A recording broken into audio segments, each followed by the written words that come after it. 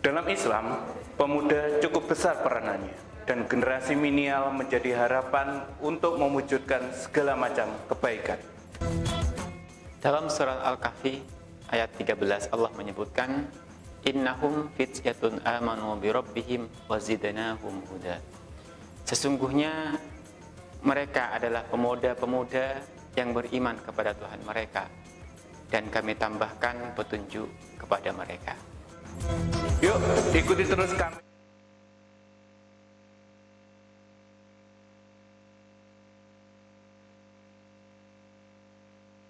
Assalamualaikum warahmatullahi wabarakatuh. Waalaikumsalam warahmatullahi wabarakatuh. Selamat malam pemirsa Spam Dallas TV dimanapun kalian berada. Alhamdulillah pada kesempatan kali ini Kamil dan Kalimah berkesempatan jumpa pada channel YouTube Spam Dallas TV.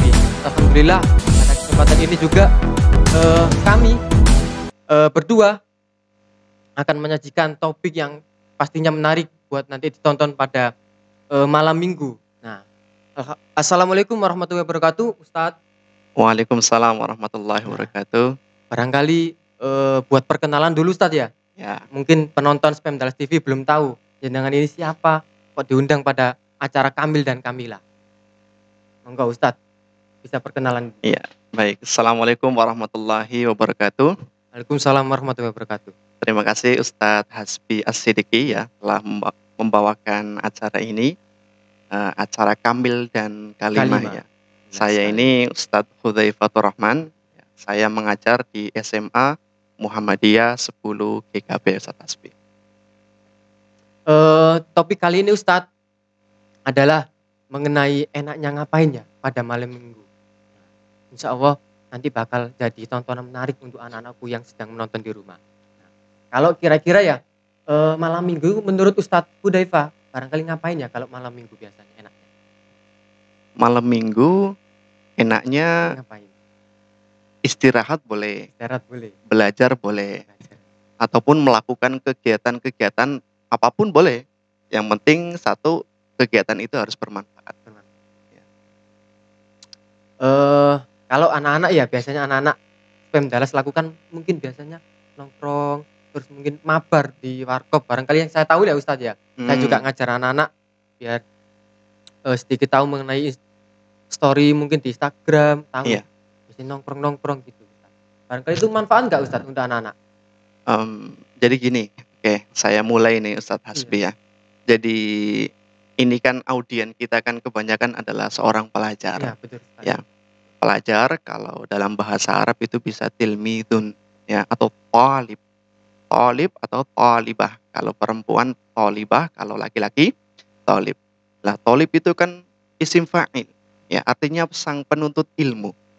Ya, artinya kalau kita berbicara isim fa'il itu adalah isim yang nantinya ketika orang itu menjadi isim fa'il itu maka akan menjadi pelaku. Dan orang yang menjadi pelaku maka akan melakukan itu tidak hanya sekali dua kali. Ya, beda halnya ketika saya memukul. Ya, saya memukul pada saat itu saja. Ya, di lain waktu saya tidak dikatakan sebagai orang yang memukul. Tapi kalau saya dikatakan saya pemukul, ya maka saya ini adalah orang yang selalu memukul. Karena apa? Jabatan saya adalah sebagai seorang pemukul.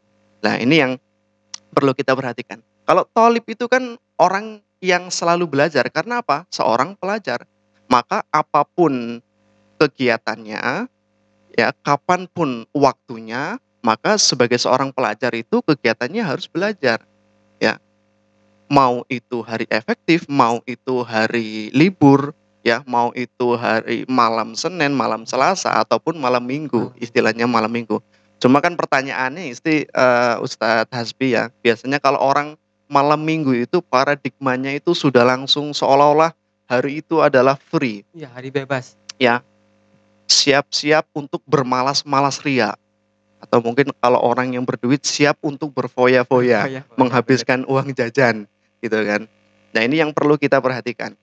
Ya, atau mungkin yang senengnya ngegame ya, dia persiapkan waktu itu untuk ngegame semalam suntuk, ya, sampai tidak tidur sama sekali, nanti sholat subuhnya ketinggalan, bahkan sampai tidak melaksanakan sholat subuh. Ini parah sekali Ustadz Hasbi.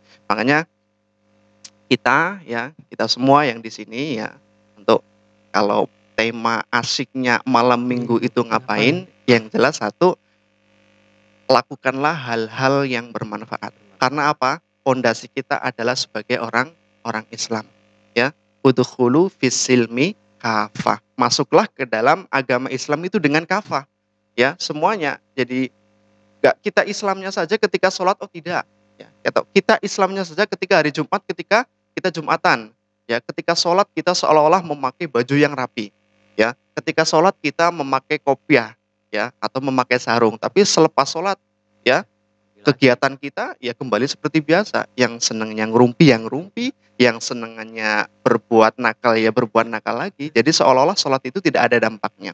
Ya, maka yang pertama, ketika kita menghadapi pertanyaan asiknya ngapain malam minggu itu, maka kita kembali ke jati diri kita sebagai Muslim dan seorang pelajar yang Muslim. Ya, dalam sebuah hadis disebutkan ya, min husni islamil mar tarkuhu ma la ya'ni. Ya, termasuk ciri karakter dan keindahan seorang yang beragama Islam itu adalah ketika tarkuhu ma la ya'ni. Apa itu tarkuhu ma la ya'ni? Dia mau meninggalkan sesuatu yang tidak bermakna. Dia mau meninggalkan sesuatu yang tidak berfaedah, tidak ada manfaatnya sama sekali. Ya, maka ya ini umum saja. Ya, apapun yang nggak bermanfaat ya kita tinggalkan. Harusnya seperti itu. Ya, kalau game itu tidak bermanfaat ya kita tinggalkan. Bahkan bisa melalaikan sesuatu. Ya, kalau nongkrong itu tidak bermanfaat ya kita tinggalkan. Sebaliknya kalau memang nongkrong ya dalam tanda kutip ya ada manfaatnya, ada tujuannya, kenapa nggak boleh? Gitu kan, seperti itu. Jadi bukan masalah waktunya sebenarnya ini Ustadz Hasbi ya, tapi lebih kepada bagaimana nanti diri kita itu menjadikan waktu itu sebagai waktu yang bermanfaat, dan terutama karena kita ini umat Islam ya, beragama Islam ya, kita harus sesuai dengan nilai-nilai agama Islam ya. Kalau dalam surat ini saya banyak menyebut ayat mungkin Ustadz ya. Tapi nanti mungkin siswa yang di rumah ini bisa buka-buka Al-Quran juga ya. Surat Al-Mu'minin ya. Al-Mu'minun ya. Qad aflahal mu'minun alladzina hum fi salatihim khashi'un ya. Walladzina hum 'anil laghwi mu'ridun. Ini salat itu merupakan suatu kewajiban yang harus dilaksanakan sebagai seorang muslim yang mukallaf, yang sudah balik. Artinya kita wajib untuk sholat. Ya. Maka di sini ayat ini menjelaskan bahwasanya sungguh beruntung seorang mukmin ya. Yang bagaimana orang mukmin yang beruntung itu? Di sana dijelaskan alladzina hum fi sholatihim khashi'un, yaitu orang-orang yang mereka itu khusyuk di dalam sholatnya. Coba sekarang saya tanya Ustadz Hasbi, ya kalau boleh jujur-jujuran ini, ya dalam sehari sholat 5 waktu itu kira-kira semuanya khusyuk apa enggak? Kalau saya sendiri merasakan ya, mungkin masih banyak yang belum khusyuk. Masih banyak yang belum khusyuk. Kepikiran materi apa ya? Ya. Yang seperti itu. Ya, kalau kita sebagai seorang guru seperti itu. Kalau siswa mungkin wah nanti ada tugas ini, tugas itu.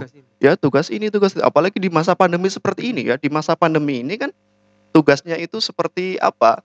Ya terus beranak begitu kan. Ada tugas yang langsung, ada tugas melalui video, ada tugas melalui Moodle ya. Kalau di sini kita pakai Moodle ya, di aplikasi di internet itu ya, dan banyak hal-hal yang bisa menjadikan manusia itu menjadi nggak khusyuk ya. Tapi di sini di dalam ayat ini dijelaskan Ustadz ya, qad aflahal mu'minun, sungguh telah beruntung orang-orang yang beriman ya. Tapi orang yang beruntung yang beriman itu yang bagaimana? Yang sholatnya itu khusyuk. Lah di ayat selanjutnya diteruskan walladzina hum 'anil laghwi mu'ridun, dan orang-orang yang terhadap perkara-perkara laghwun itu adalah perkara-perkara yang enggak bermanfaat, perkara-perkara yang ketika kita lakukan itu enggak tahu arahnya kemana, bahkan malah bisa merusak, bisa menghancurkan, dan bisa menjadikan diri kita itu ya menjadi tidak baik. Itu namanya laghwun, sia-sia. Ya, artinya apa? Yaitu orang yang mau meninggalkan perkara-perkara yang sia-sia. Ya, maka salah satu indikasi orang itu bisa khusyuk di dalam sholatnya itu adalah ketika mau meninggalkan perkara-perkara yang tidak bermanfaat. Ini salah satu contoh gampangnya ini Ustadz Hasbi. ketika seorang anak dia itu kecanduan main game. Main game. Ya, saking senangnya dia main game, setiap waktu kosong dia gunakan untuk main game. Bahkan mungkin dalam jam belajar pun dia main game. Ya, yang penting nggak ketahuan ustadz dan ustadzanya. Kalau ketahuannya langsung disita.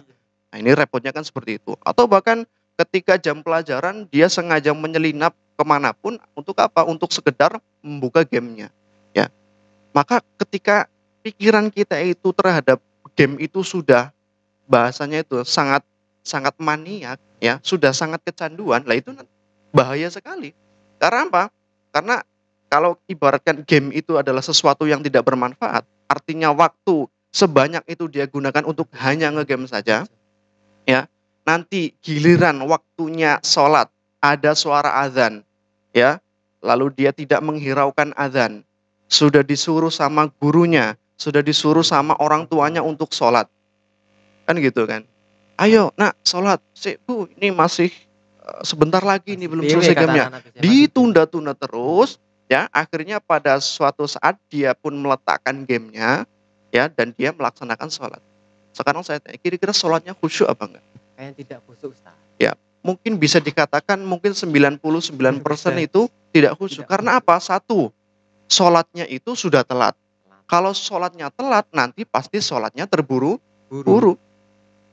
Sudah terburu-buru, pikirannya karena gamenya ini belum selesai, maka dia akan terus memikirkan gamenya terus. Ya kan repotnya di situ. Ya makanya ketika kita banyak menggunakan waktu yang tidak berfaedah, ya waktu yang sebetulnya kita bisa gunakan untuk belajar, tapi kita gunakan untuk sesuatu yang tidak bermanfaat.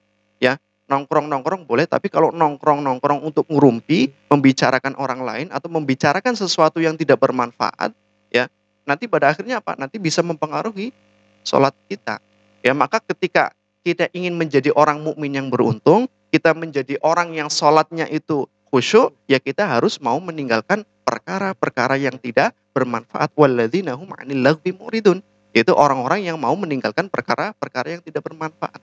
Ya. Maka ketika kita kembali, Ustaz Hasbi, ya, kembali ke asyiknya ngapain di malam minggu itu, ya karena kita sebagai pelajar, ya kembali lagi kita ini harus lihat, ya, nas-nas hadis, ya, ataupun ajaran-ajaran yang diajarkan oleh agama Islam, ya, bahwasanya thalabul ilmi faridatun ala kulli muslimin, ya, menuntut ilmu adalah kewajiban bagi setiap muslim, baik laki-laki maupun perempuan, ya. Bahkan utlubul ilma minal mahdi ilal lahdi, ya, tuntutlah ilmu dari kita di buayan, sejak kita dilahirkan, ya, sampai kita masuk liang lahat, sampai kita mati, sampai kita tidak menghirup nafas di dunia ini. Apa? Ya itulah kewajiban kita sebagai talib, sebagai talibah, ya, atau tolabah, ya, menuntut ilmu kapanpun, dimanapun. Itu tadi, nggak harus hari efektif, malam minggu pun bisa kita gunakan untuk belajar. Lalu yang menjadi pertanyaan, belajar yang seperti apa? Ya, saya kira kita tahu lah di masa-masa pandemi ini. Ya, di masa pandemi ini adalah masa-masa yang sangat membingungkan bagi sebagian kalangan orang. Ya, karena kita itu harus merubah mindset kita sebagai guru ataupun sebagai siswa. Ya, merubah mindset semuanya. Kita semua ini serba elektronik semua, serba internet semua, serba data semua. Kita melakukan pembelajaran itu lewat Zoom. Kita melakukan pembelajaran lewat media-media sosial yang lainnya, ya, Google Meet, ya, dan aplikasi-aplikasi yang bisa digunakan untuk apa, video conference itu, ya. Artinya kita harus belajar tentang itu. Ya, makanya perubahan itu ya mengharuskan kita untuk terus belajar. Kalau kita sebagai pelajar, perubahan yang ada ini, masa pandemi ini ya harus kita gunakan untuk merubah mindset belajar kita. Dulu kalau waktu offline, kita belajar jelas di kelas ada gurunya. Di kelas itu ada ustadzahnya. Dia disuruh belajar pada 1 jam tertentu, dia harus membuka buku. Tapi ketika masa pandemi ini kan lewat Vicon, ya, bisa saja mereka itu mematikan kamera. Bisa saja ketika sudah join Zoom lalu mereka tinggal entah kemana. Yang penting sudah setor absen dulu, ya. Ya, dia dianggap hadir, ya sudah, oke. Tapi kan pertanyaannya, dia dapat ilmu apa enggak sih? Ya, maka seorang pelajar itu maka harus merubah mindset belajarnya, bukan lagi seorang pelajar yang ketika dia mau belajar itu harus disuruh, tapi belajar itu harus dari kesadaran diri sendiri. Itu yang penting. Makanya ketika dia sebagai pelajar sudah memiliki kesadaran untuk belajar, maka gampang saja. Waktu kapanpun ya digunakan untuk belajar. Ya, belajar itu sekarang tidak hanya lewat buku, tidak hanya lewat HP. Oke lah, lewat HP ada e-book ya, ada lewat YouTube, ya, ada lewat media sosial, semuanya bisa kita gunakan untuk belajar. Meskipun ketika kita membuka HP ada dua sisi mata uang ya, yang bisa baik, bisa buruk, ya tergantung niat kita itu mau ngapain gitu kan. Lihat YouTube, yang penting niat kita untuk belajar, ya oke lah kita buka konten-konten yang baik-baik, konten-konten tentang pelajaran ataupun konten-konten yang mendukung pembelajaran kita, bukan yang lain ya. Makanya talib sebagai seorang penuntut itu ya harus betul-betul menuntut, ya bukan hanya sudah mendengarkan penjelasan dari gurunya sudah, ataupun sudah dijelaskan malah dia tinggal, tidak. Maka prinsip yang pertama yang harus dipegang sebagai seorang pelajar itu adalah satu, ini doa yang sering kita ucapkan sebelum belajar ya, Robbi zidni ilma warzuqni fahma. Ini yang sering orang itu nggak paham ya, doanya sudah begitu, tapi ketika belajar ada ustadznya dia malah pergi ya, ketika ada materinya malah dia tidur ataupun dia main game ya. Maka itu kan yang menjadi perhatian bahwasanya Robbi zidni ilma, ya Allah tambahkanlah aku ilmu ya, warzuqni fahma, dan anugerahkanlah kepadaku kekuatan untuk memahami ilmu tersebut ya. Orang itu terkadang mendapatkan ilmu ya, tetapi tidak hanya cukup di situ ya, ilmunya sudah masuk tapi apakah dia sudah paham atau belum ya. Salah satu indikator dia itu sudah paham ya ketika dia mau mengamalkan. Ketika dia nggak mau mengamalkan ya artinya sebenarnya dia belum betul-betul paham. Maka doanya Robbi zidni ilma warzuqni fahma, berikanlah kepadaku tambahan ilmu ya Allah, dan berikanlah rizki juga kepadaku, karena bahasanya warzuqni. Nah ini maka nanti paradigma rizki ini perlu diperluas Ustaz. Kadang orang itu memandang bahwasanya rizki itu adalah uang. Rizki itu adalah harta, mobil, motor, rumah, sandang, pangan, papan. Itu rizki. Ya padahal kalau kita berbicara tentang rizki itu sangat luas sekali. Rizki kalau kita bahasakan adalah segala sesuatu yang mampu menopang jalannya hidup kita di dunia ini.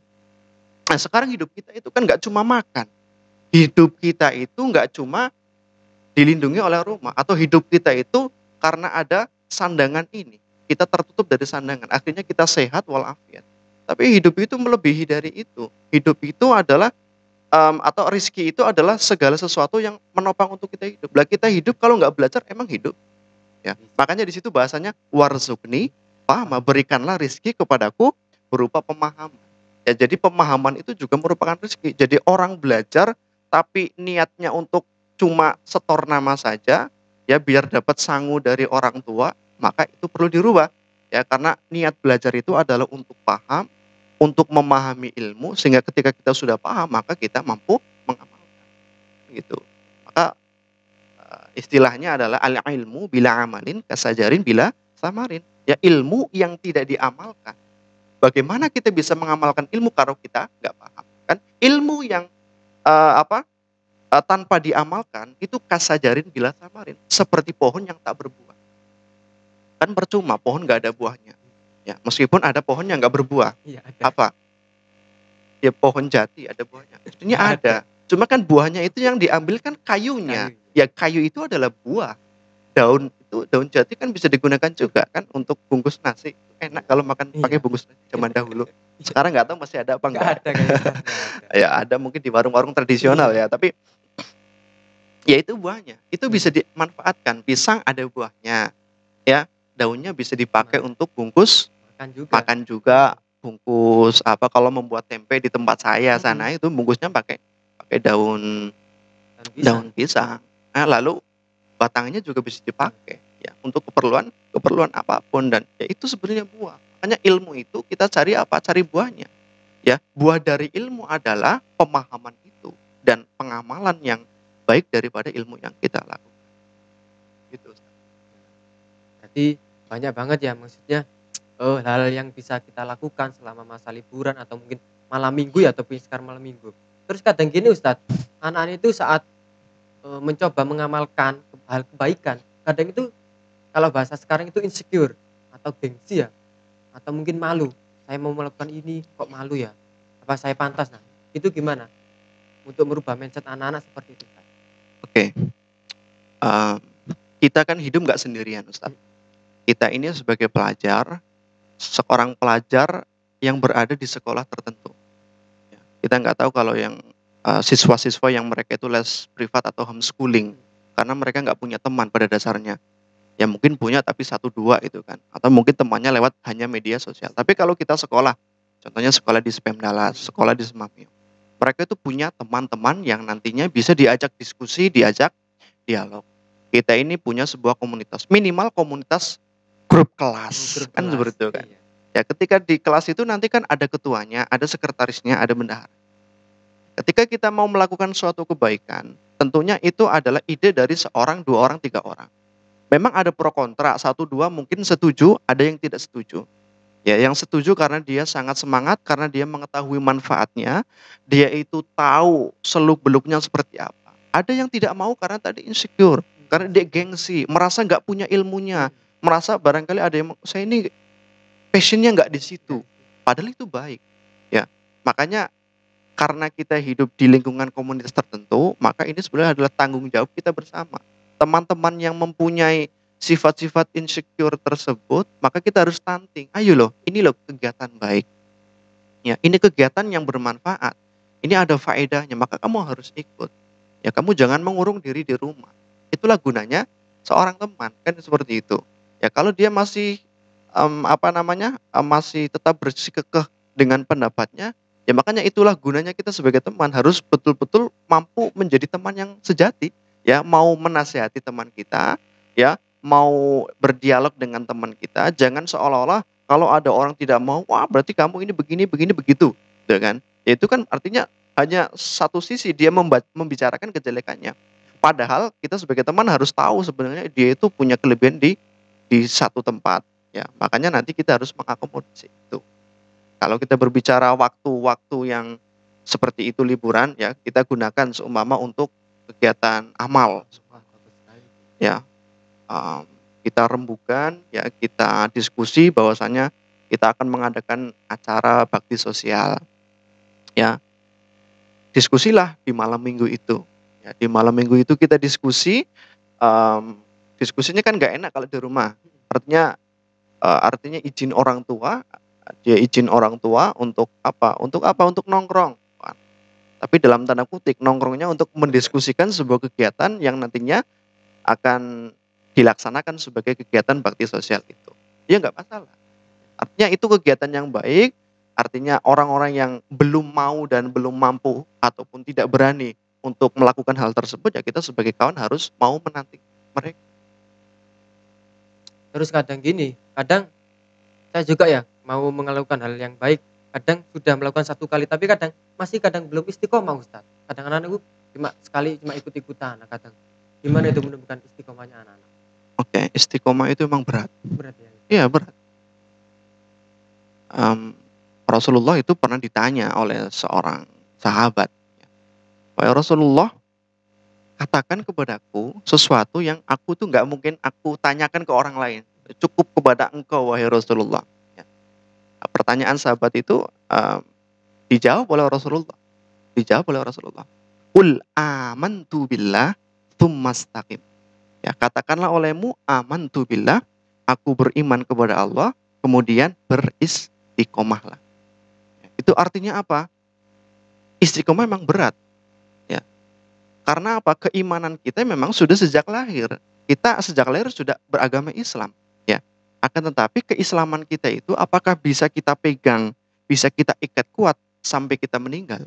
Ya naudzubillah kalau kita pada akhirnya su'ul khotimah. Yang kita harapkan adalah husnul khotimah. Maka itu kata-kata singkat jami' wa mani ya dari Rasulullah sallallahu alaihi wasallam, qul amantu billah tsumastaqim. Katakanlah aku beriman kepada Allah, kemudian beristiqomahlah. Yang berat itu istiqomah. Iman itu sudah nempel.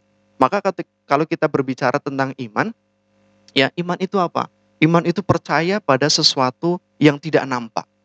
Ya, iman kepada malaikat. Malaikat nampak apa? Nggak nampak. Gaib. Ya, gaib di mata kita sebagai manusia biasa. Kalau ada orang yang bisa melihat malaikat, dia nggak normal, abnormal dia. Allah itu gaib. Ya, kita sebagai manusia nggak bisa melihat Allah. Kalau ada yang mengatakan bisa melihat Allah, ya, dia paling berbohong. Dia karena apa? Fitrahnya nggak bisa.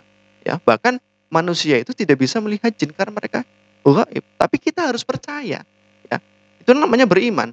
Kalau percaya pada yang nampak itu namanya ilmu saja. Ya, kita percaya pada ilmu itu. Tapi kalau iman itu percaya pada yang nggak nampak. Nah, iman itu harus dibuktikan.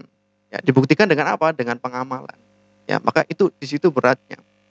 Maka ketika kita berbicara tentang iman, ya qul amantu billah, kita sudah beriman kepada Allah. Tapi yang berat itu adalah menjaga keimanan kita di setiap tingkah laku kita. Nah, ini berat lagi kalau kita berbicara ihsan ini, Ustaz.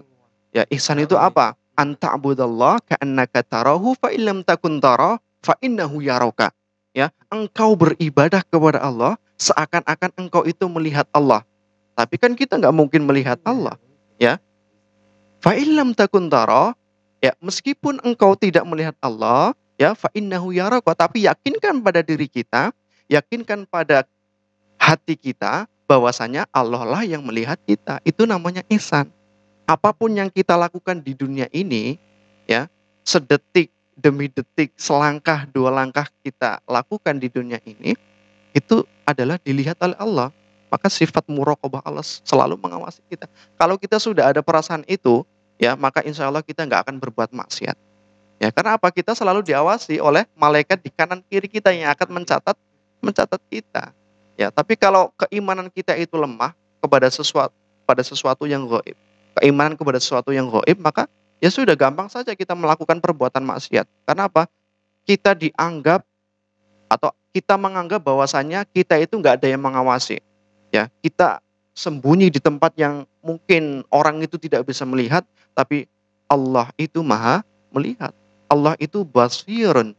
Ya, Allah itu alimun. Allah itu maha melihat, Allah itu maha mengetahui. Ya, ini repotnya ini kalau kita sudah kehilangan keimanan kita. Maka ya, kita betul-betul harus menjaga keimanan kita. Itu yang pertama, ya. Lah kalau kita sudah melakukan perbuatan-perbuatan baik itu, bagaimana biar kita untuk bisa istiqomah? Ya, yang pertama adalah biar kita bisa istiqomah adalah memantapkan niat. Innamal a'malu binniyat. Ya, sesungguhnya amal itu adalah tergantung niatnya. Innamal likulli imri'in ma nawa. Dan sesungguhnya setiap perkara itu tergantung apa yang kita niatkan. Ya, kalau niat kita itu baik, niat kita itu memang bersungguh-sungguh, dan setelah niat maka kita harus berazam. Berazam itu apa? Membulatkan tekad. Ya, membulatkan tekad. Kalau cuma niat saja, ya sudah niat. Pada saat itu niat, tapi setelah dalam perjalanan dia lupa, nggak istiqomah, ya, untuk melakukan perbuatan baik yang sudah dia niatkan. Karena apa? Dia nggak punya azam, nggak punya kebulatan tekad itu, tekad yang kuat ya, di dalam hati kita untuk terus melakukan perbuatan baik itu. Ya, perbuatan baik yang kontinu atau yang istiqomah itu, ya, meskipun sedikit itu lebih baik daripada yang tidak kontinu, ya, meskipun banyak seperti itu. Jadi istiqomah itu memang beratnya di situ. Ya, bahkan sampai-sampai ada perumpamaan seperti itu. Nah, setelah kita berniat, setelah kita itu mempunyai azam, ya, tekad yang bulat tersebut, kita juga harus selalu beristighfar. Ya, selalu memohon kepada Allah. Biar apa? Biar apa yang kita niatkan itu selalu diberikan jalan yang baik, dicarikan jalan yang lurus dan tidak bengkok-bengkok. Ya, maka nanti perlunya tajdidun niyah. Tajdidun niyah, memperbaharui niat kita. Ya, niat kita di awal seperti ini. Kita sudah membulatkan tekad untuk melakukan perbuatan baik. Tapi di perjalanannya ternyata banyak bisikan-bisikan setan. Ya, maka bisikan-bisikan setan itu kan sangat berbahaya. Artinya kita harus memperbaharui niat kita ketika sudah ada bisikan-bisikan setan. Ini loh perbuatan ini baik, tapi mau soyok-koyong ini terus, kayak gini terus. Kamu mau melakukan seperti ini sampai kapan? Mbok berubahlah, ya. Mbok yang jelek-jelek dikit juga nggak apa, itu setan itu. Ya, makanya kita harus selalu berlindung dari bisikan-bisikan setan yang terkutuk, ya. Min syarril waswasil khonnas, dari keburukan, kejahatan, bisikan-bisikan setan yang selalu bersembunyi. Setan itu ternyata makhluk yang pengecut. Nah, kenapa saya katakan pengecut, Ustadz Hasbi? Karena khonnas itu apa? Gaweane, pekerjaannya itu adalah bersembunyi.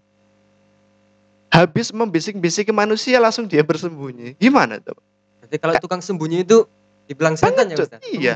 Iya, ciri-ciri setan. Karena apa? Pengecut itu sukanya bersembunyi, beraninya cuma ngompor-ngompori, tapi tidak mau secara gentle dia menghadapi tekanan tersebut. Dia tidak mau menghadapi kenyataan tersebut. Itu namanya kan pengecut. Ya, makanya sebagai siswa jangan seperti itu. Ya, ini saya kiaskan atau saya analogikan ini pada siswa-siswa yang biasanya ikut Zoom.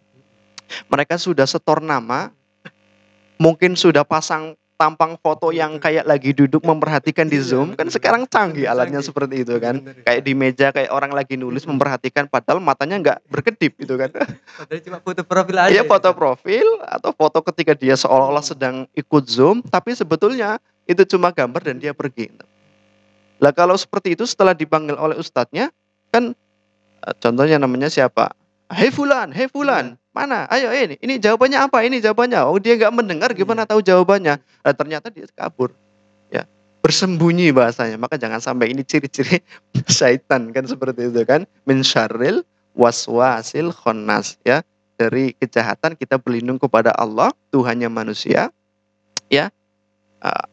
Qul a'udzu birabbin nas, malikin nas, ilahin nas, min syarril waswasil khonnas. Aku berlindung kepada Tuhannya manusia, rajanya manusia, ilahin nas, sesembahannya manusia, dari kejahatan, al-waswas, setan yang senantiasa membisikkan, tapi mereka itu senengannya sembunyi. Ya, maka kalau kita sukanya sembunyi, maka ciri-ciri setan itu. Makanya naudzubillahi min dzalik. Makanya itulah, itu istiqomah. Dan akhir itu insya Allah tidak dikhianati oleh proses. Artinya proses itu tidak mengkhianati akhir tujuan yang akan kita dapatkan nanti. Artinya apa? Kita sudah berniat, kita sudah membulatkan tekad, lalu kita di pertengahan jalan banyak beristighfar, ya, memperbaharui niat, tajdidun niat, maka insya Allah akhirnya juga akan sesuai dengan keinginan kita. Begitu Ustadz Hasbi. Alhamdulillah, banyak pencerahan ya. Terus gini Ustadz, ada lagi seperti ini. Mungkin kalau kegiatan kamil kan buat para cowok-cowok. Nah ini kalau sekarang kan kalimah kan jadi satu sama kamil. Nah ini buat cewek-cewek Ustaz. Kalau cewek-cewek biasanya kan kalau keluar kan sekarang banyak anak-anak sekarang itu kalau malam minggu itu sering keluar Ustaz. Nongkrong sama teman-teman ceweknya, mungkin refreshing kemana ya. Barangkali mungkin ada tips ya buat anak-anak cewek Ustaz. Satu, yang namanya perempuan ketika keluar maka harus atas izin orang tua. Sebagai pelajar kan, masih SMP kan. Harus izin dulu nak ya. Jangan sampai keluar itu dengan cara membohongi orang tua. Oh, ini fatal sekali Ustaz. Dek, mau kemana malam minggu ini? Ini mah mau belajar kelompok. Tahu-taunya nongkrong di warkop, nongkrong di kafe. Ya, itu yang pertama harus izin orang tua, dan yang pertama adalah kejujuran. Maka niatkan dulu sesuatu itu bahwasanya tujuan kalian untuk keluar itu adalah sesuatu yang baik apa enggak. Nah, kembali ke awal kan. Sesuatu yang bermanfaat apa enggak? Perbuatan lagu apa enggak? Perbuatan yang sia-sia apa enggak? Kalau kalian sudah tahu bahwasanya perbuatan itu baik, diawali dengan kejujuran, insya Allah enggak masalah. Lalu yang kedua adalah caranya juga harus baik.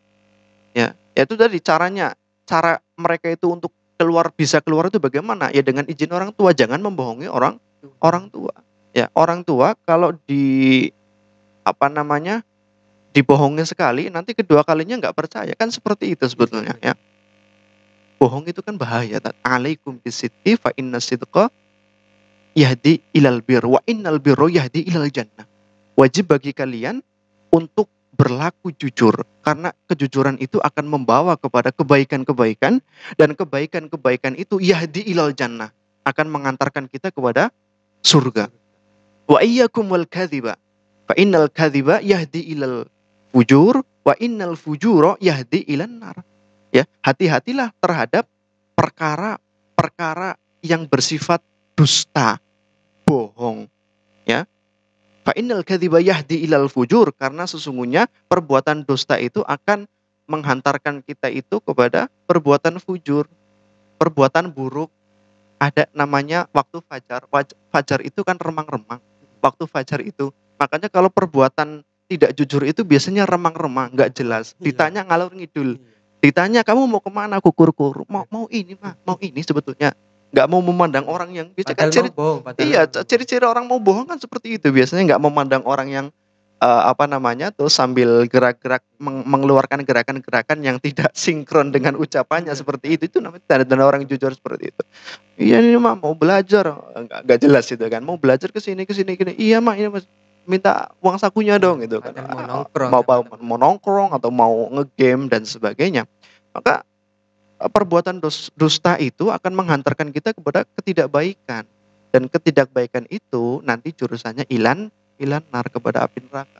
Maka harus diawali dengan kejujuran dulu. Caranya juga harus baik, ya. Karena ini perempuan, yang pertama harus diperhatikan adalah busana. Kadang anakku keluar biasanya pakai celana jeans, mungkin bajunya Oke, ya. Ini saya tidak membatasi namanya, nama seragamnya atau dress code-nya apa. Yang penting satu, menutup aurat, tidak meletot, ya, tidak ketat, menutup aurat, karena kita sebagai muslimah ya harus menutup dengan kerudung, dengan hijab kita. Ya, kalau dalam ayat Al-Qur'an bahkan menjulurkan jilbabnya, menutupi dadanya, ya, menutupi lekukan tubuh itu biar tidak melefet itu bahasanya gitu kan. Ya itu nggak boleh. Kenapa? Ketika dilihat orang itu nanti pasti akan menimbulkan syahwat. Ya meskipun kita tidak merasa. Sekarang kan kalau orang-orang di media sosial, masya Allah, ya, makanya memanfaatkan media sosial pun harus secara bijak. Ya tidak untuk mengeluarkan aurat kita. Ya karena kan banyak sekali ya orang-orang para perempuan ya dari segala umur yang karena terserang virus media sosial itu akhirnya dia pengen nampak dan muncul di TV ya, di kamera, di HP, di laptop, kan sekarang bisa lewat mana saja media sosial itu, bisa muncul di mana saja, sehingga banyak followersnya ya. Naudzubillah min dzalik. Maka yang pertama ini bagi para wanita-wanita salihah, al-mar'ah as-salihah, ya, perhiasan yang paling indah adalah al-mar'ah salihah, seorang istri yang salihah. Seorang istri yang solehah itu berawal dari para remaja perempuan yang solehah juga, yang mau menjaga auratnya, tidak mengumbar auratnya. Maka yang kedua itu caranya harus begitu, ya. Nah, nanti ketika dia mau berangkat bingung lagi, "Ma, apa? Ini saya mau kerja kelompok di sini. Loh kan nggak ada motornya, nggak ada mobilnya dipakai papa, ya, mobilnya dipakai kakak, mobilnya sedang di bengkel. Terus kamu naik apa?" Ya, kalau orang niatnya baik, ya maka caranya pasti cari cara yang baik, ya.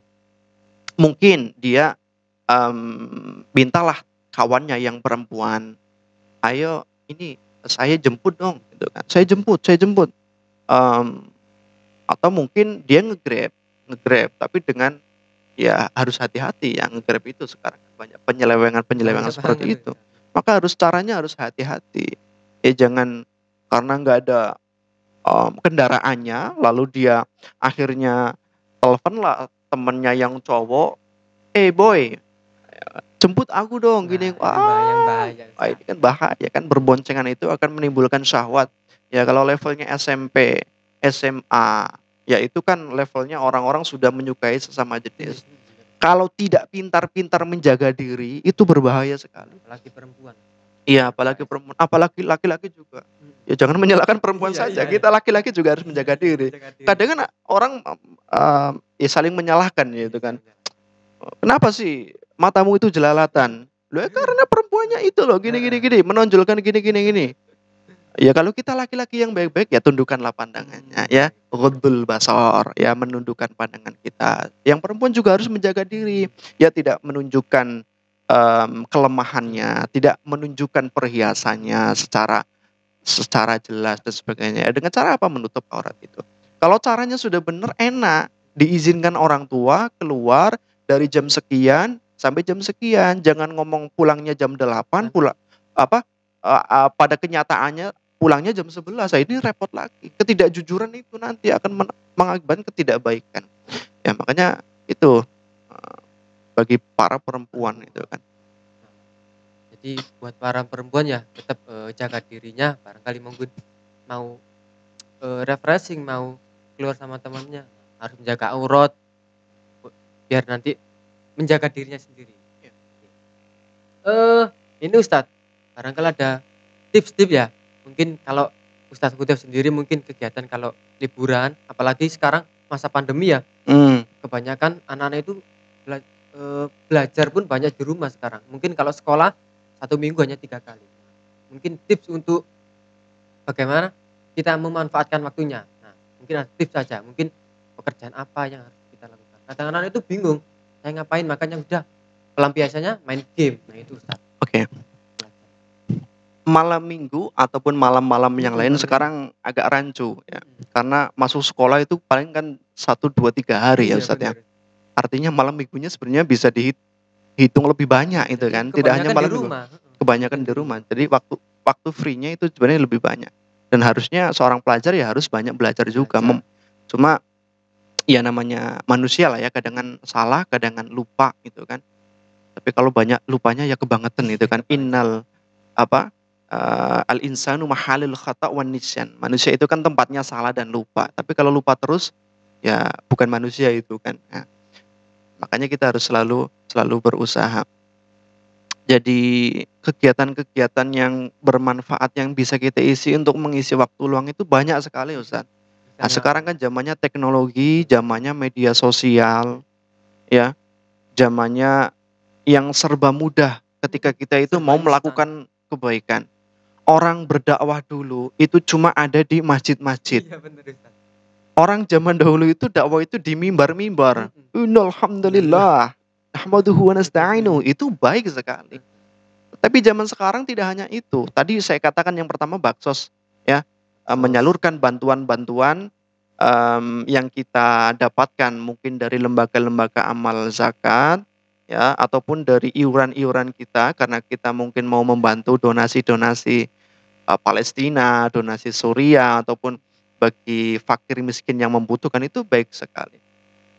Dan kegiatan-kegiatan lain yang bisa kita gunakan juga bisa kita gunakan media sosial ini. Orang setiap anak, saya yakin lah, sekarang anak SMP jumlahnya berapa? Setiap siswa itu pasti memiliki akun media sosial. Pasti memiliki HP semua juga. Maka para pemegang hak cipta dari media-media sosial itu orang-orang kaya semua. Ya, Facebook, Instagram, Twitter, itu orang-orang kaya semua. Karena apa? Semua orang menggunakan aplikasi itu. Ya. Dan sekarang kita sudah dimonopoli sebetulnya kalau dari segi itu. Kita dimonopoli mereka karena apa? Kita menggunakan akun media sosial mereka. Yang mereka itu nanti mendapatkan keuntungan. Ya. Ya, tapi sudahlah, itu urusan mereka. Ya, urusan kita ini sekarang yang mempunyai media sosial, untuk apa media sosial itu? Ya. Maka ada tadi yang saya katakan 2 sisi mata uang, bisa untuk baik, bisa untuk buruk. Kalau kita sebagai umat Islam kan kewajiban kita adalah untuk berdakwah. Ya kita gunakanlah ya media sosial itu untuk berdakwah. Ada YouTube, ada Facebook, ada Instagram. Oke lah kalau kita itu mengupload foto-foto kita untuk memberikan kabar inilah keadaan kita. Ya, tapi tidak untuk menampilkan sesuatu yang wah, apalagi menjurus hal-hal yang bersifat yang tidak senonoh bahasanya kita ya. Nah, makanya bisa kita lah buat quotes kita kan ya. Ya, kata-kata yang memotivasi ataupun nasihat-nasihat dibuat lewat aplikasi-aplikasi yang nanti bisa membuat semacam flyer, ya posting dan sebagainya, lalu diupload di Instagram. Ya, buanglah sampah pada tempatnya. Nggak usah pakai dalil, nggak apa-apa. Orang tahu kalau buang sampah pada tempatnya itu baik. Nanti ada yang lihat, ada yang nge-like. Oke, bagus itu. Artinya dia Di-share sudah lagi. mengajak dan di-share, ya. Daripada kita gunakan waktu yang luang itu hanya untuk menghabiskan kuota kita Untuk main game. untuk main game, ya, dan seterusnya, ataupun melihat hal-hal yang sebenarnya tidak bermanfaat, yang tidak bermanfaat, saya katakan seperti itu ya, pokoknya tidak bermanfaat. Tapi kalau kita gunakan mungkin media sosial itu untuk membuat sebuah video untuk dakwah, ya, bikin konten-konten dakwah. Ustadz, saya ini kan nggak bisa ceramah, saya ini nggak bisa, saya baca Quran saja masih susah, kan tahu sendiri Ustadz ya, saya masih belajar Al-Quran, ya, masih SMP, masih SMA, belum bisa ngaji. Wah, ini harus rajin ngaji lagi ini, harus menemui guru-guru ngajinya untuk bisa, karena dia nggak bisa ngaji, dia beralasan, oh saya nggak pantas ini, oh saya ini masih kotor, saya ini belum suci, gitu kan. Nah, emang nunggu suci ya, nunggu suci ya, kalau mau suci ya wudhu, kan gampang sebetulnya. Kalau mau mensucikan diri kita ya berwudhu biar suci, tohar. Ya buatlah konten-konten, ya buatlah konten-konten yang baik, buatlah video tadi yang saya katakan, buanglah sampah ke tempat sampah itu kan, atau janganlah buang sampah sembarangan. Itu tidak perlu ngomong, ya cukuplah buat video satu scene gitu kan. Ustadz Hasbi seumpama ngambil sampah yang berserakan di jalan, lalu dia ambil punguti ditaruh di kresek, ya, dan nanti ada temennya yang mau video itu, lalu dimasukkanlah ke tong sampah, set, sudah. Habis itu kasih jempol, ya, artinya itu baik. Ya itu sebenarnya ajakan, itu dakwah. Ya maka dakwah itu bukan hanya di mimbar saja, dakwah itu bukan hanya di masjid-masjid saja. Ini juga dakwah ini, Ustaz. Ya, dakwah yang sederhana, ya. Ya sederhana. Kalau mau lebih expert lagi ya nanti dikasih tulisan-tulisan. Ya bolehlah kalau nanti ngutip hadis-hadis yang sahih tentunya ya, hadis Bukhari, hadis Muslim, yang jelas itu kesohihannya. Jangan kita ngambil hadis-hadis yang dhaif. Makanya perlu belajar juga, perlu membaca. Maka itu sebenarnya gampang juga. Maka dakwah itu yang ringan-ringan nggak apa-apa. Tidak harus sempurna kan seperti itu. Tidak harus mungkin kita itu fasih untuk ngaji. Kalau yang fasih ngaji itu kan mubalik. Makanya ada istilah tablik ini Ustaz Hasbi ya, sebagai pengetahuan para siswa ini. Ada tablik, ada dakwah.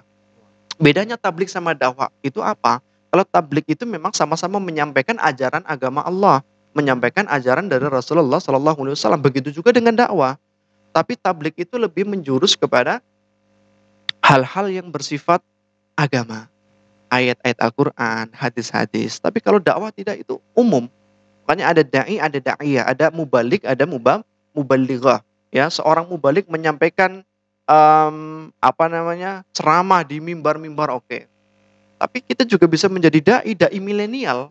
Da'i milenial membuat akun YouTube, di dalamnya itu kita isi konten-konten tentang kebaikan, mengajak kepada kebaikan, ya, meskipun dia mungkin dalam tanda kutip tidak fasih untuk mengucapkan ayat-ayat Al-Quran, ya, balighu anni walau ayah. Nah di situ kan, sampaikanlah olehmu, darimu ya, walau ayat, ya, dari aku, maksudnya dari Rasulullah SAW itu meskipun satu ayat, ya, meskipun satu kebaikan tetap disampaikan. Maka dakwah itu lebih luas. Nah, seperti itu Ustaz Hasbi. Alhamdulillah banyak banget ya inspirasi dari Ustadz Hudef mengenai motivasinya. Terus ada pesan-pesan juga untuk para wanita, para remaja, buat teman-teman sekalian ada di rumah. Ya, mungkin saya juga berterima kasih juga dapat banyak ilmu dari podcast hari ini ya, dari obrolan hari ini. Harapannya saya sebagai Ustadz juga pengajar anak-anak bisa memanfaatkan waktu ya Ustadz ya, bisa memanfaatkan waktu, terus bisa diisi dengan hal-hal yang positif. Barangkali nanti kata Ustadz Hudef ya anak-anak ya, bikin konten. Jadi dai itu nggak harus di atas mimbar ya. Mungkin kalian bikin konten yang sederhana aja, bikin poster nanti di-share di status WA atau status Instagram. Nah, seperti itu. Ya, kalau berbicara tentang waktu ya Ustadz Hasbi itu, ya tadi kan harus betul-betul memanfaatkan waktu dengan baik dan benar ya. Ada sebuah pepatah Arab mengatakan la yash'uru bi qimati syai' illa faqidu. Ya. Seorang itu tidak akan mampu merasakan bernilainya sesuatu illa faqidu, kecuali orang itu sudah kehilangan. Ya. terkadang kita itu merasakan bahwasanya kehadiran orang tua itu seolah-olah hanya sebagai pelengkap saja. Bahkan sebaliknya, mungkin 1-2 orang menganggap bahwasanya orang tua itu sebagai batu sandungan. Kita itu tidak bebas. Ya itu tadi yang saya katakan, mau izin ke sini nggak boleh, mau izin ke sini dibatasi sekali. Ayah saya ini overprotective, ibu saya ini sangat cerewet, sangat rewel, ngomong terus. Saya ini budek mendengarnya, kan ada seperti itu. Ya. Kita tidak merasakan bahwasanya keadaan mereka itu sebetulnya sangat penting. Padahal mereka yang ngasih makan kita, mereka yang ngasih uang kepada kita, yang memberikan pendidikan di awal-awal masa kecil kita, ya. Tapi kita tidak merasakan itu. Maka la yash'uru bi qimati syai' illa faqidu. Seorang itu tidak akan merasakan berharganya sesuatu seringkali illa faqidu, kecuali telah kehilangan orang tersebut. Maka seperti itu. Maka jangan sampai kita itu merasakan kehadiran dan berharga bernilainya orang tua kita itu ketika kita sudah kehilangan orang tua, baru kita menyesal, ya Allah, kenapa saya ketika orang tua saya masih hidup saya nggak berbakti kepada mereka. Ketika orang tua saya itu masih hidup, kenapa saya tidak menghiraukan kata-katanya. Ya mereka sekarang sudah tiada. Mereka itu sudah tidak bisa, saya itu tidak bisa berbuat baik lagi kepada mereka. Saya belum bisa membahagiakan mereka. Maka dia menyesal. Ya makanya seringnya begitu. Kita tidak merasakan sesuatu itu bernilai kalau sudah hilang. Sahabat kita, mungkin teman kita, ya, kita anggap sebagai ya gurauan saja, oke lah ya. Mungkin contohnya begini Ustaz Hasbi. Kalau ada seorang teman, orangnya itu suka membuli, ya. Orangnya suka membuli, suka mengejek, suka nakal lah kepada kita. Ya. Setelah kita berpisah, lulus SMP, lulus SMA, kita berpisah jauh. Biasanya orang-orang yang suka membuli itu biasanya dikangenin. Orang yang itu, ya kalau memang nggak keterlaluan sekali gitu kan, biasanya seperti itu. Ya. Dan kenapa dikangenin? Karena sudah nggak ada. Ketika sudah ada, mungkin dianggap dia itu nyebelin gitu kan seperti itu. Kalau sudah nggak ada, baru dianggap bahwasanya wah iya rindu juga sama omongannya dia itu dulu sering ngejek saya gini-gini. Ya, dia baru mendapatkan hikmah ya. Iya dari dialah saya itu bisa belajar bersabar. Dia mengejek saya, maka saya harus bersabar, nggak boleh membalas mengejek gitu kan. Jadi kan kadang kita itu bisa belajar sabar dari orang-orang yang menyusahkan kita. Kita itu bisa belajar ikhlas dari orang yang biasanya merenggut sesuatu dari diri kita. Ya sudah, kita ikhlaskan saja. Itu kalau orang positive thinking. Tapi kalau orang negative thinking ya lain lagi. Makanya waktu itu juga seperti itu ya. Al-waqt ya kasayf. Waktu itu seperti pedang kan gitu kan.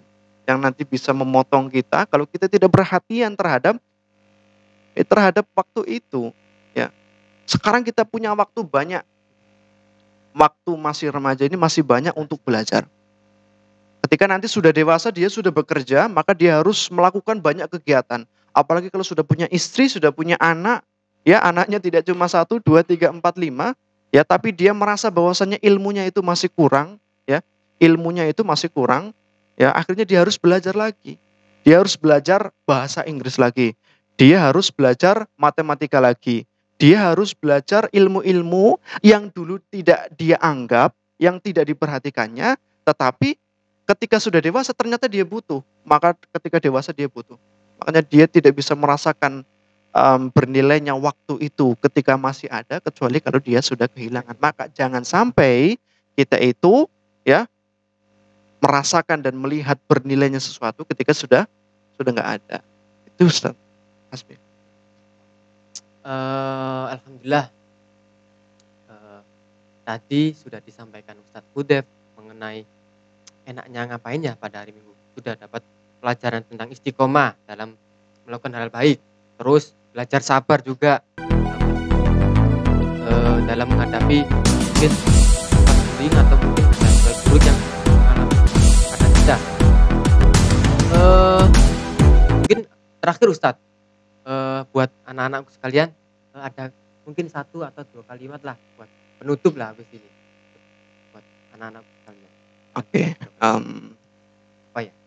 saya ingin tutup dengan sebuah surat ya, sebuah surat Al-Asr. Itu biasanya surat itu digunakan untuk menutup. Ya, belajarlah dari surat Al-Asr. Ya, surat Al-Asr itu tidak mengajarkan kita untuk sukses, tapi minimal mengajarkan kita untuk tidak gagal. Ya, demi masa. Sesungguhnya kita itu berada dalam kerugian, kecuali orang-orang yang beriman dan beramal soleh. Ya, syarat kita tidak gagal di dunia ini, ya, adalah kita itu beriman dan beramal soleh. Kita memang sudah beriman, tetapi apakah keimanan kita itu sudah kita buktikan dengan amal soleh? Kalau belum, maka perlu dipertanyakan keimanan kita. Ya, dan watawasau bil haqqi watawasau bis sabr. Selain beriman dan beramal soleh, maka kewajiban kita adalah senantiasa bertawasau, saling mengingatkan kepada kebenaran, watawasau bis sabr, dan saling mengingatkan kepada kesabaran. Orang itu mau menjadi benar itu nggak mungkin bisa dilalui tanpa adanya kesabaran. Ya, orang itu mau menemukan hakikat kebenaran kalau dia nggak sabar. Sabar itu memang pahit, tetapi hasilnya itu akan lebih manis daripada madu. Makanya surat Al-Asr ini mengajarkan kita bagaimana bukan kita untuk sukses, tapi minimal kita tidak gagal di dunia ini. Itu Ustadz. Kata-kata yang menginspirasi banget ya. Terima kasih Ustadz Hudef. Selama mungkin 1 jam ya ini ya, kita ngobrol bincang-bincang mengenai hal positif ya, buat menginspirasi anak-anak. Terima kasih atas waktunya dan kesempatannya. Semoga lain waktu kita bisa ngobrol-ngobrol lagi dengan tema yang mungkin lebih menarik lagi ya. Insya Allah. Terima kasih. Oke, untuk anak-anakku sekalian dan para pemirsa Spam Dalas TV dimanapun kalian berada, tonton terus kajian milenial, muslim, dan kajian muslimah buat yang para cewek-cewek. Oke, untuk pesan terakhir, barangkali ada request, nanti request siapa ya untuk pemateri selanjutnya. Nah, barangkali Ustadz sudah ada rekomendasi mungkin? Kayaknya Ustadz Hasbi lagi ya. Sudah pernah ngisi. Ya. Nah, barangkali nanti ada rekomendasi siapa ya buat pemateri selanjutnya. Nanti bisa di chat di kolom komentar. Oke. Itu saja dari saya. Assalamualaikum warahmatullahi wabarakatuh. Waalaikumsalam warahmatullahi wabarakatuh. Oke, salam jumpa buat anak-anakku sekalian. Jangan lupa like, subscribe, and comment. Oke, sampai jumpa. Assalamualaikum warahmatullahi wabarakatuh. Waalaikumsalam warahmatullahi wabarakatuh. Dalam Islam, pemuda cukup besar peranannya dan generasi milenial menjadi harapan untuk mewujudkan segala macam kebaikan. Dalam surat Al-Kahfi ayat 13 Allah menyebutkan innahum fityatun amanu bi rabbihim wazidnahum huda. Sesungguhnya mereka adalah pemuda-pemuda yang beriman kepada Tuhan mereka dan kami tambahkan petunjuk kepada mereka. Yuk, ikuti terus Kamil kajian Muslim Milenial Spam Dalas.